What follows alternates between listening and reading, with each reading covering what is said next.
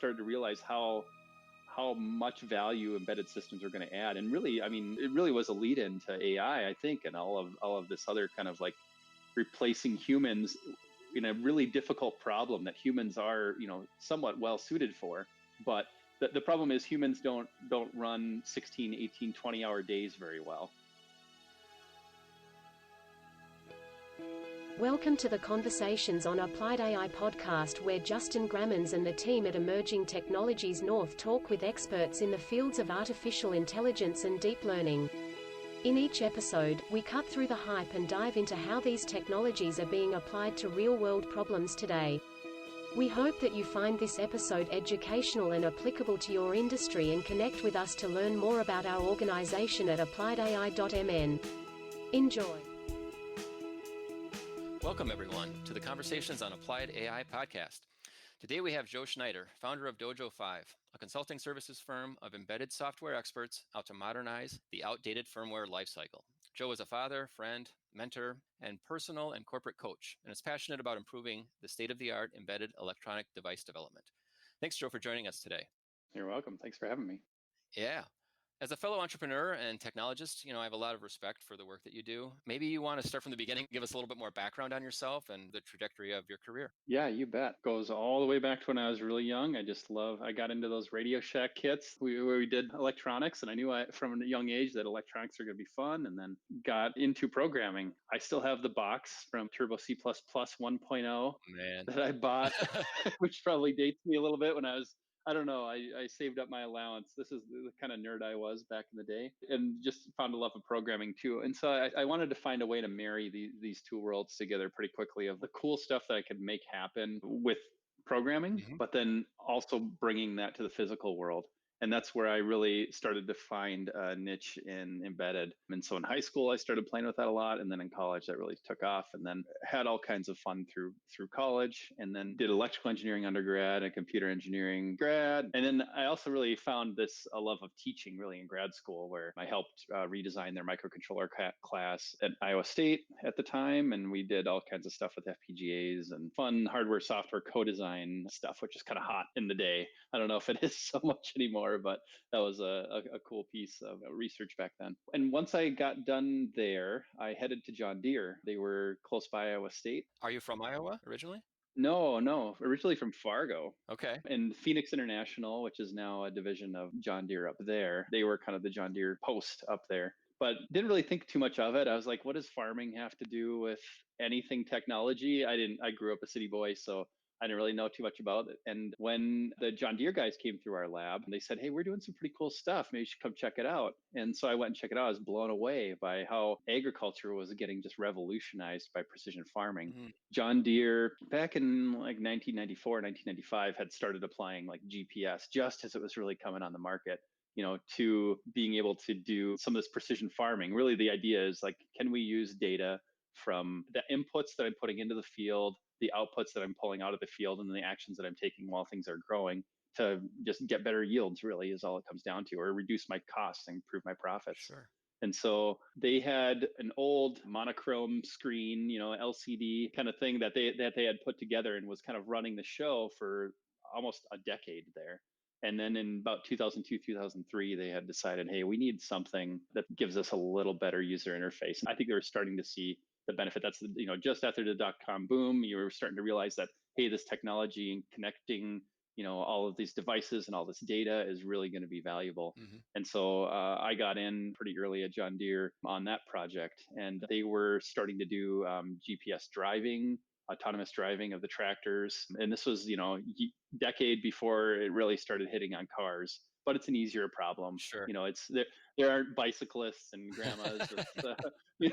So it's pretty much a giant open field. So if you get off by a little bit, which you lose the crop, which isn't great, but at least you're not hurting someone. Yeah, because sort of up the road, turn around and come back, right? Exactly, right. And it's, largely the problem was drive in a straight line, which actually is way harder than you imagine if you've never been on a tractor in a field. Like in my mind, before I worked at John Deere, like fields were very flat. They were basically parking lots with soil. And if you've ever sat in a tractor while a guy's driving through, like zero fields are like that. It is a bumpy ride.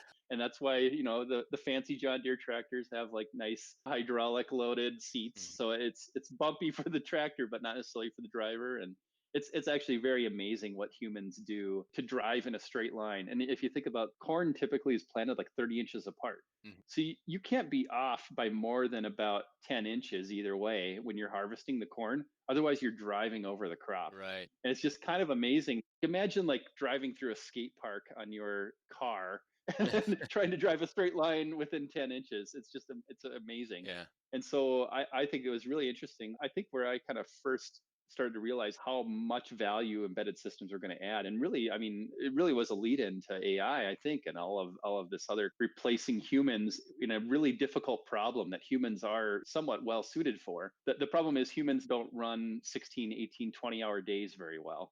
And Mhm. in agriculture, that's typically what happens. You get a harvest window, and then you got to wait when the moisture's just right, the weather's just right, and then all of a sudden you've got 5,000 acres you need to harvest. And those guys run really hard, really ragged, and they're good, but not to that level of endurance. And so it was really kind of eye opening to see what we could do with GPS at that time, which was sub-inch accuracy. Wow. They used two bands of the GPS at the time. One is usually restricted for military use. And so there's an exception for agricultural use. And with those two bands and the corrections that were available, they could drive these things with sub-inch accuracy. And it's just amazing how fast that control loop needed to run. But it was fairly dumb. It was PID control loop, right? That was just running on this thing and actuating the hydraulics. And there's a lot of work that went into making that work well. So this was early 2000s. Right, exactly. Mid 2000s in there. Okay. And they had that good accuracy at the time. And were they actually releasing this thing to the market, or when you were there, was it sort of in a test phase? Well, when I was there, it was running late, Running late. Okay. as most embedded projects do. They wanted it on the market, but there was a lot of work to do still. So that was a really exciting time to be there as we built up a team. The team when I got there was about 20 people. They already had initial implementations of the GPS software and some of the other settings. This really became like the infotainment center for the whole tractor. In your car, you've got the HVAC controls and you've got the radio controls. Well, in a tractor, like you multiply that times 10 because the transmission has like 50 different settings, and you've got hydraulic controls for the thing that you're dragging behind you in the back, and you've got 20 lights instead of two. Yeah, And totally. so there's all kinds of different controls that you need to be able to mess with. And so they were trying to build this all into a system that would really modernize the tractor cab. Do you think at that time they were thinking about the data and what was possible? They were just starting to. Yeah. I mean, by 2009, I would guess somewhere in there, 2008, 2009, they had a cellular gateway that was shipping data back to the mothership. And they were starting to build out a web environment that farmers could start to understand what was going on in the field. From a very early stage, even on the monochrome display, they had the idea of prescriptions where you would remember where you went and then remember what the yields were. And for certain parts of the field that were low yielding, you would remember that for the next spring and then spray more fertilizer, or maybe get the soil tested, or maybe not, just decide not to plant there for next year. Hmm. And so this was called a prescription. You prescribe fertilizer for that based on that plan. And then you would drive around and the device would actually control the fertilizer spray. So it would spray extra for you when it was in an area that it needed more, and a little less when in an area that didn't need as much. I think they were starting to realize that, but it's a whole nother level now. Even in ag, again, there's some really interesting problems with, like, a lot of these people are very remote. Hmm. And like I mentioned, they often have a very small window that they need to get working in. So if the tractor breaks down on day 1 of 3 that you have to harvest your crop, you really need it fixed now. And that could be a 2-hour drive or a 3-hour drive from the nearest technician. And some of those problems just require a technician to come out. And so they were also starting to build out their remote onboard diagnostic stuff. So you could actually call up the guy on your cell phone. He could see what you were seeing. He could maybe help you through a few screens and figure out what to do. Or you could see trouble codes on your tractor, just like you can on your car now. It's kind of the OnStar stuff was starting to hit at that time, I think, too. So Sure. everybody was that was like the level that we were working at that time for supplementing humans and reducing the distance between, the people with the knowledge and the people that are actually doing the work. I think I've just seen that accelerate. Exciting. Yeah. Awesome. Awesome. So where'd you go from there? Yeah, so we did a lot of fun stuff at John Deere, including a big agile transformation that was a lot of fun too. My love of building teams and helping teams learn and helping teams become more efficient and and kind of into process all kind of got born there as well. We eventually did a agile transformation of like 400 folks because the team had grown quite significantly at that point. Yeah, after all of that, I got moved around by my wife a little bit. I've been working remotely for a while, and I was like, I like people too much. I'm getting sick of being in the basement. Funny enough, as we're recording this here, we are working through the COVID stuff and Right. stuck in Self-isolate. the basement again, right? Yeah. So I said I need to find something else. I had become aware of this company in the cities, which my wife, we as a family had already landed in the cities, and become aware of this company called Logic PD that did contract services engineering, and sounded like a lot of fun. So I jumped in. It was a lot of fun for the couple of years that I was there. Worked on a whole variety of different projects. Basically got an intro into how contract service work happens. Made a lot of great connections that have now since like kind of dispersed throughout the Twin Cities. So my network in the cities was kind of born that way. I would feel really lucky to know all those folks. There's just a huge group of really great engineers that was there at the time. And so then moved on to Inventure after Logic PD. And Inventure is another really, really cool company. Still doing a lot of stuff. They're a mix between a venture capital group and a biotech kind of SaaS services group. So I kind of took a step away from embedded for a sec and did a little bit of web development, both front end and back end, and cloud type of stuff. And it really was good. As you and I are seeing now, those whole pieces are becoming more and more tied together with devices and this whole IoT, and how that all kind of is playing out is you have to have all of these pieces together to really have a fully usable kind of solution to somebody's problem. Right. And so that really gave me a good visibility into that. Those guys are still doing some really amazing work in AI and deep learning, I guess I'd say. I got some exposure to that as well there. They have a company called Embio that's doing staging of COPD and some other types of lung diseases. And they have basically some IP that can do this in a very specific way. And it helps people. I mean, there's a number of different applications for that technology. And I think even more so with all the COVID stuff happening now. And there's just a lot of interest in how do we scale. Like if we're getting people lung imagery out of CT scans daily, thousands of these, how are we going to have enough radiologists to figure this out? And not only that, but radiology in particular is, I feel like, a really good application of AI, because you'll talk to two different radiologists and they'll actually come up with two different answers at times. And it is a little bit of an art to see what they find. And then radiologists are human enough, times they'll miss something. If they're looking for nodes or whatever in lung, trying to find cancer, sometimes you miss something little that actually has a big impact. And so I know that's been slowly getting applied for a number of years here, but it's just recently in the last year where the FDA has finally figured out how they can start to feel comfortable with this.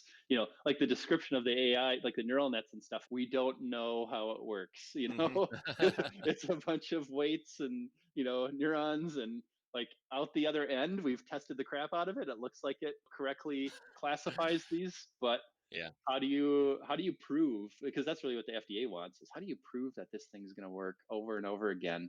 How do we quantify the risk of this thing either missing something or falsely characterizing something? And that's always been the challenge. And I think the medical community is really nervous about getting out of the loop as well, not feeling like all of a sudden the computers are going to start to take over some of these decisions where they've had this human to human interaction. What have you seen in this space? Because I want to hear from you just a tiny bit on that. Oh, well, yeah. So I've interviewed a couple different people on the podcast here that work for healthcare companies, and it's been interesting. And the question I was going to ask you, which I think we'll get to, is like, how do you think this actually changes just the future of work for people, right? Are people going to be put out of work? When it comes to radiology per se, I shared with the previous guest that, my dad was a cancer doctor for many, many years, for his entire career. He's retired now. And so I've been finding, these various stories about AIs taking over his job. And, his response back to me that I like to tell people is he's like, but they don't have the human touch, right? They can't deliver the news in such a way or be sympathetic with the people that are there. So his feeling is use the humans for what they're good at, and use the machines to find the pattern recognition for what they're good at, and they can work complementary. And I think that works in certain cases. I think in other cases, and like self-driving vehicles, where maybe an entire industry like trucking could be completely upset and taken away. People don't have to drive trucks anymore. And some people might argue, well, maybe they don't want to drive the truck, right? Maybe it's too mundane. But there are millions and millions of people that's their livelihood, is literally driving a truck. What are they going to do now? right? Hmm. And so from my perspective, from when I'm talking to people is yeah, I think it depends on the industry. And what scares people is if you look back at the Industrial Revolution, the machinery and the mechanics that came in were literally just doing manual labor, right? So you go from a plow that a human has to now a tractor that's doing it. Well, this human now can get a job somewhere else. Maybe they're going to the factory and they're making the tractor, right? So there's a way for them to change careers into a different field where they're actually going to be still relevant in some ways, right? The problem is now you basically have machines not only doing, the physical work, but now you have machines that are starting to do the mental work. Hmm. And so what scares people is now all of a sudden, what is my value anymore, right? I can't change jobs from being a truck driver to now all of a sudden being a AI professional, whatever that means, or basically, writing algorithms so these things can get smarter per se. That's too big of a leap. And so Hmm. I think it really depends on the industry, That's kind of my take. Would love to get yours on that. Yeah, I mean, and I'd say to the truck drivers, I mean, they know how to drive a truck in a straight line and avoid obstacles, but that honestly, I think they're underselling themselves if they think that's all they do. There's a lot of logistics that go into truck driving and planning things out. What order am I going to drop things off in? What orders am I going to Mm, take? And I feel like that's what we saw happen in agriculture is a lot of the farmers, like even at Egg Fuse earlier this year, mhm. there was a farmer that was saying like, I just want to sit back in my couch at my house and click a few buttons, and I want the robots to start harvesting my fields. He doesn't want to be driving. Exactly. I think in that case it works. You're basically taking away the boring stuff that people don't want to do. Hmm. Well, and I mean, yeah, and if the truck driver loves driving on the highway, then I mean, yeah, I mean, he's going to find the value of that to society probably having less and less value. He's probably going to get paid less and less for that. But Yeah. what is still really valuable is like we still need to get stuff from point A to point B, and that's not going away anytime soon until we have transporters or something, right? So we're we're uh, we're going to need people who understand the business side of moving things from point A to point B and let the AI take over the getting it there safely and the boring, like run it 24/7. I think there's a big opportunity for the folks who go all in on AI. Their trucks can drive 24/7. They don't have the 8 hour, 12 hour, limits. And now they can provide a fleet that can move a lot of stuff at a lower cost. And suddenly they have a big advantage, I think. And really, then their value, the human value, becomes that human touch and the things that the AI doesn't do well, which is organizing all this stuff. I don't know. I think that all will just it'll drive the humans towards the valuable pieces, like we're saying, and we'll automate the boring pieces. The boring pieces. Yeah. Yeah. So you're optimistic on the future of where this is all headed. I am Yeah. definitely. We also hear too, like, is AI going to take over? Is AI going to kill us all, Terminator style or whatever? And I mean, I don't think so.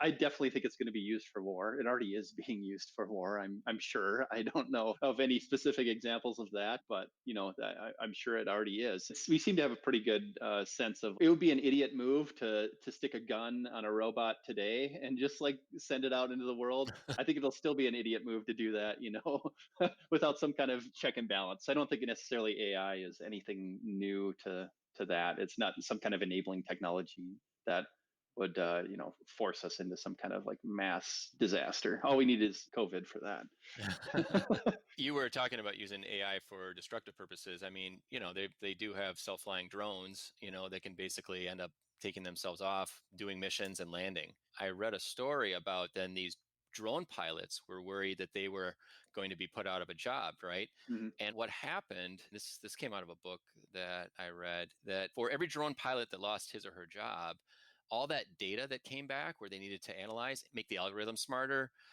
track all the video, all that type of stuff. I think they said there were 40 engineers that got new jobs because of that on the Yeah. data science side.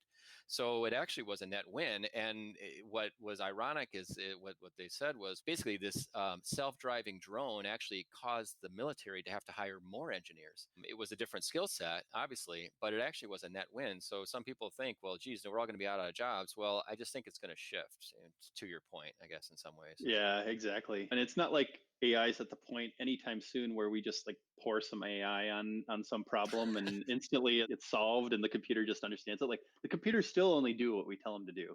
You know, there's definitely a magic to what happens with the AI stuff, but you still got to train it and getting that data set. You're still training it for a specific mission. And I don't see Mm. that changing anytime soon either. That's an interesting question, is like, when or if ever do you think we'll achieve sentient computers?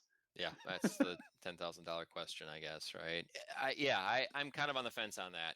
It's like who would have thought 100 years ago, that we'd be on the moon and we'd have all this amazing stuff, right? It was just completely out of the realm of possibility of what we thought. And so, will we ever get there? I definitely think it's possible, but I just wouldn't venture to guess, when. My major thinking that I'm always thinking about is like, how do humans continue to become relevant in this society, I guess, as everything becomes automated? Hmm. And so, how's our world going to change? And honestly, like, what's the world going to be like for our kids and our kids' kids? Hmm. Because it's not going to stop, right? I mean, the technology, people are going to continue to push the envelope.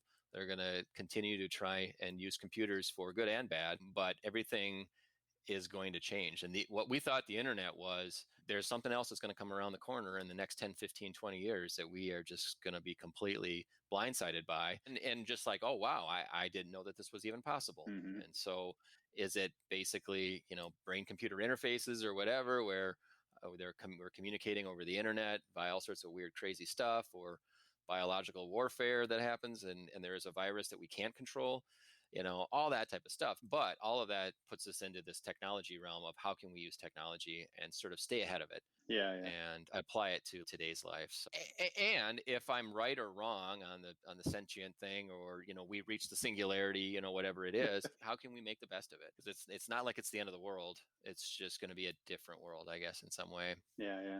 What do you think, we're going to have one giant Uber computer that owns the whole world? One of the latest X-Men movies was about that, right? Where it's like this giant computer that could tell the future, and nobody has true choice. Nobody has the ability to choose. It's all been predetermined. Or Yeah. Devs, if you saw that on Hulu. I don't know. That's kind of an interesting. Well, what I'm thinking of is, you watch the Star Trek: The Next Generation at all? Oh yeah, I was a big TNG person. Yeah, there's the Borg, right? Centralized Hmm. brain that basically controlled all the Borgs, right? And so, will we get to Hmm. that type of world? I don't know. You can always sort of ponder, like, what if?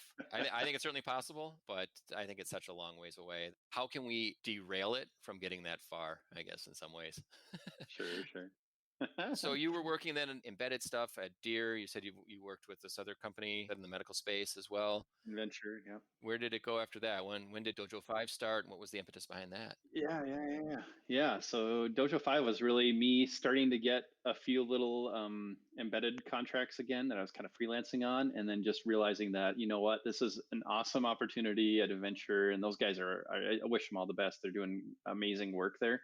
But my love was still in that embedded space. And so I slowly kind of have moved on and focused on the embedded stuff. And I started getting a lot more work and just kind of realized my passion, and said, like, hey, this is going to be an opportunity for me to start building a company around this, that basically a tribe of people who believe in the things that Dojo 5 is now kind of embodying, which is really like modernizing embedded. Mhm. Mobile really didn't exist more than 10 years ago. Basically before the iPhone, it was flip phones, and there was firmware going on those, but not much. There wasn't much of app development even happening. So it's kind of amazing to think about Right. that. And web, yeah, we had web back in the 90s, but it was almost something completely different than what we have today back then. So, but both of those have really just innovated so hard, and actually embedded predates both of those. Mm, you're and, right. and it has moved slower in terms of tools, and maybe because it predates, I don't know, because you got kind of this establishment, you've got these folks that kind of got dug in. And It's kind of the COBOL of his days, I guess. Just it is, yeah, a little bit. But we see this huge wave of IoT coming, and even, like, I hope we get to here is, like, AI on all of these IoT devices, and capturing all this data, and what do we do with it, and how does that provide value to society and to humans, And I think what I see is just this huge gap in the innovations that have happened in mobile and web, and the innovation that needs to happen in the embedded space. And so there's just all kinds of, like, we almost have the playbook written for us. Like, well, this is how web and mobile have done it, and they've found these, like, great solutions. And here's a giant gap on the embedded side. Let's fill it up. So that's where we found a lot of value with our clients, is helping them. They're realizing more and more that they're differentiated by software. Same journey that Deere went through, mm, where it used to be hardware and tractors, and how strong is your steel, and how big is your bolt, and how much horsepower you got, and that has largely become just table stakes in having a tractor. And now the differentiator is really all of these smarts. And how can you give people superpowers, basically give these farmers superpowers? They can't have 100-acre farm anymore and make a living. They need 1,000 or 2,000 or 5,000 acres. And now how do you scale your farm operation and still stay profitable? And that's what all these superpowers give. And so that's largely what we are doing is we're trying to be the guide for all these companies to say, like, you've got this increasingly hard problem on your plate, which is the complexity of all the software that's going into your devices. Some devices which didn't even have software before, and now you want to add software, firmware, connectivity to them. And now it's only getting more and more complex. We try to act as a guide to help them build systems that are going to be maintainable, going to provide a good solution, and also bring their teams the tools and the knowledge so that they can kind of own it over time so that they don't get stuck with us as an appendage to this Sure. device all the time. So there's this whole learning and growing piece to Dojo 5. It's really represents the Dojo piece. And then the 5 piece, my family has 5 people in it. I've got 3 awesome daughters and my wife and I. So there's really this family feel around Dojo 5 of trying to treat our clients and our employees and our community as family, really with this intention of bringing modernized firmware to the world. Perfect.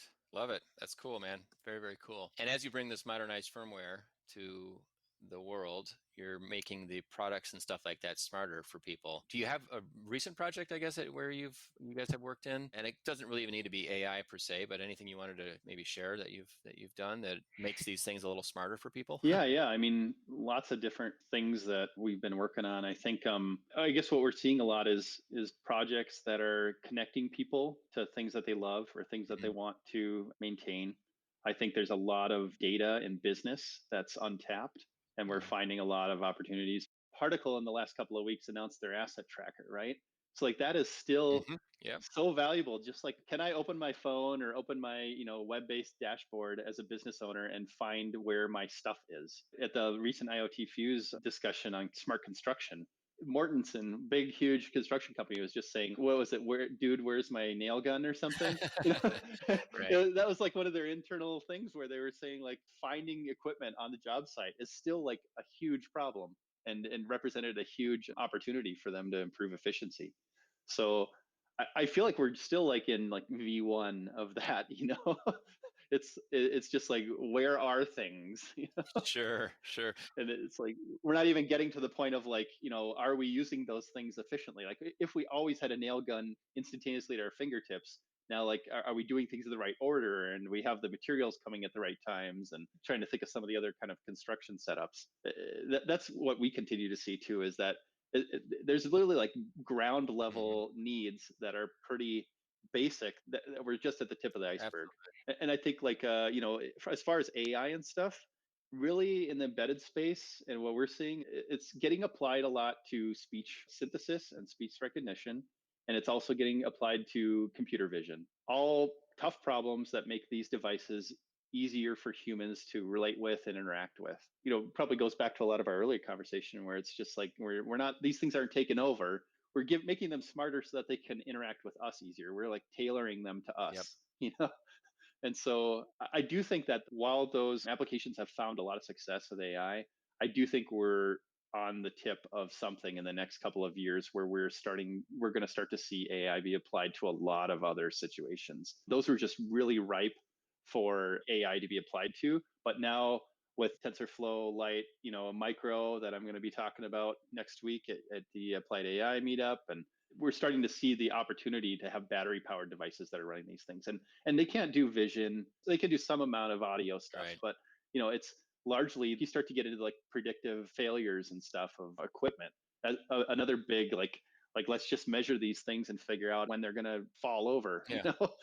and can we predict that and know that ahead of time? I think we're going to see a lot more of that. Things like, there was a guy on the Embedded FM podcast, which is another great one for anyone who's interested in embedded, and they interviewed the TinyML guys, and he was talking about this really hard problem of like poachers in the jungle, and they're trying to figure out like gunshot detection, Yeah. right? Or like even finding like lion populations or other things. How do you do that in a way that's going to meet a budget of like a nonprofit just trying to scrape by, but also help the world, also a big impact for the world? AI is going to start to unlock some of those things, because instead of having to have data shipped up to the cloud to number crunch, we're starting to get to the point where we understand the models well enough where it can detect a lion roar. Or imagine a baby monitor that isn't on all the time, but only when your baby's crying, and that's what I want to be. I don't want to listen to that background noise. I'm saying this as I have a 18-month-old or 20-month-old, I guess, and we have that baby monitor on all the time, and I'm just realizing all I really care about is she crying or not, Sure, and sure. if she's fine, then she's fine, and if she's not, she's not. So I think we're on the precipice of that. Right. I think you also see a lot of stuff with the COVID. Somebody was talking about a cough detector, right? Yeah. So could you build some cough detection into some kind of monitoring and figure out some kind of spreading metrics of viral, infections or whatever?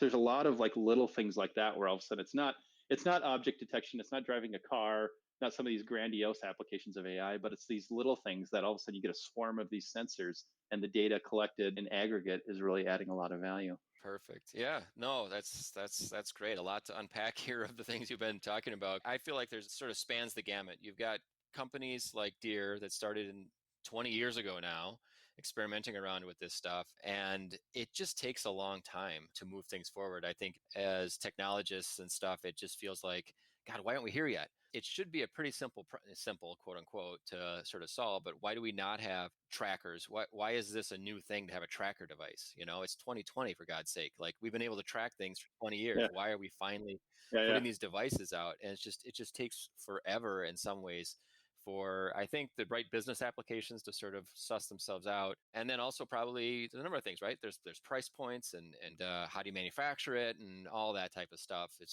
just feels like it takes a long time for us to finally get something done. Yeah, I think, the cellular connections for these devices is really coming down in cost. And now suddenly you can imagine devices being sub dollar, or even sub 50 cents to be on a network and shipping up just a little information.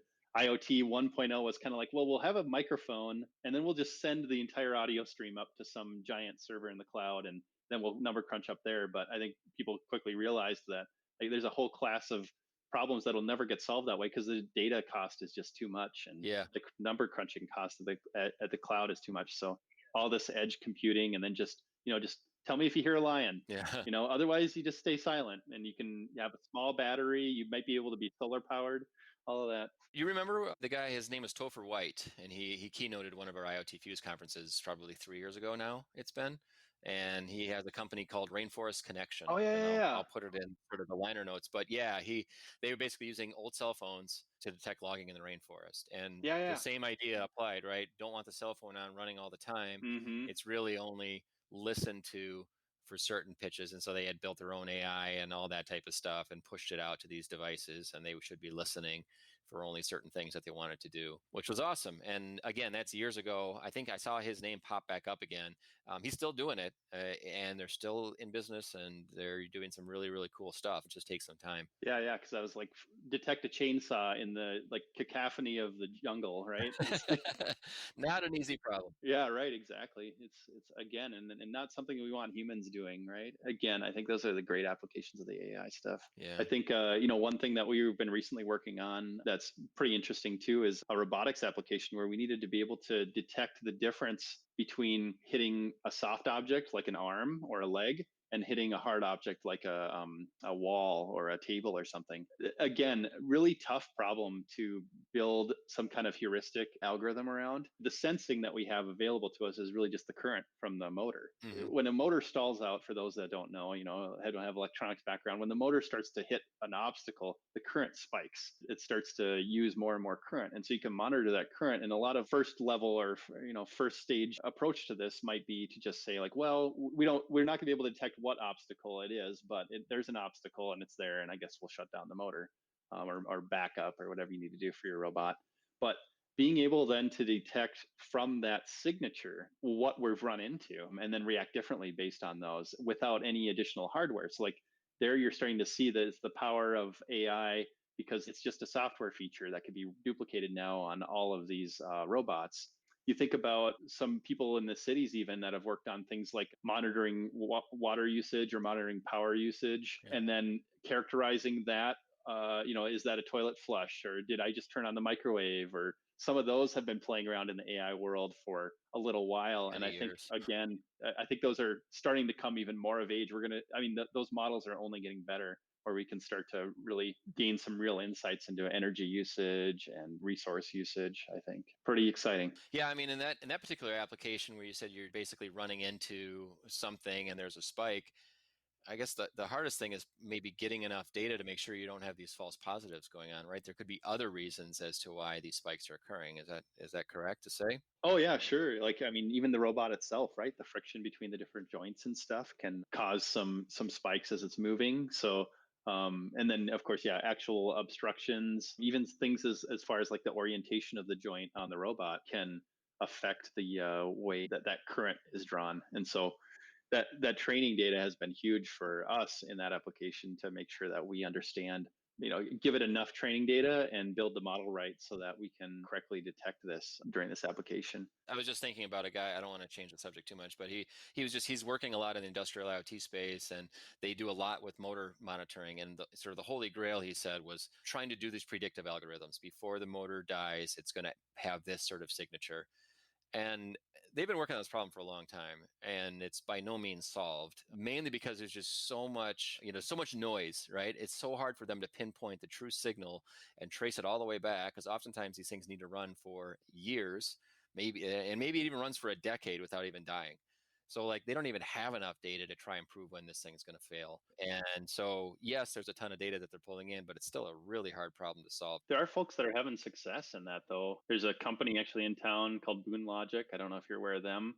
They have unsupervised machine learning on devices, and it's pretty interesting at the edge. Don't have any particular tie to them, but they are doing some interesting stuff there. And I think it's, they're not the only one, I think. And there's a lot of really interesting, the technology is coming of age, really, where we can do Yeah. that. And even in their case, they've got technology that allows it to learn on the fly in the field, where you're not doing a single training set. That's really cool stuff too. Yeah, for sure. I'd be curious to know, is it very specialized to a particular type of motor or a particular type of solution, right? Mm. So, because been the problem a lot with AI, it's been so specifically focused. It's very, very smart at that. It's great at that. The moment you feed it something else, it completely is wrong. Yeah, I think we're finding ways to get around that, but I also think that's kind of the crux of what we were talking about earlier. Is like why I don't think AI is going to take over and kill us all and replace us. Is that I think because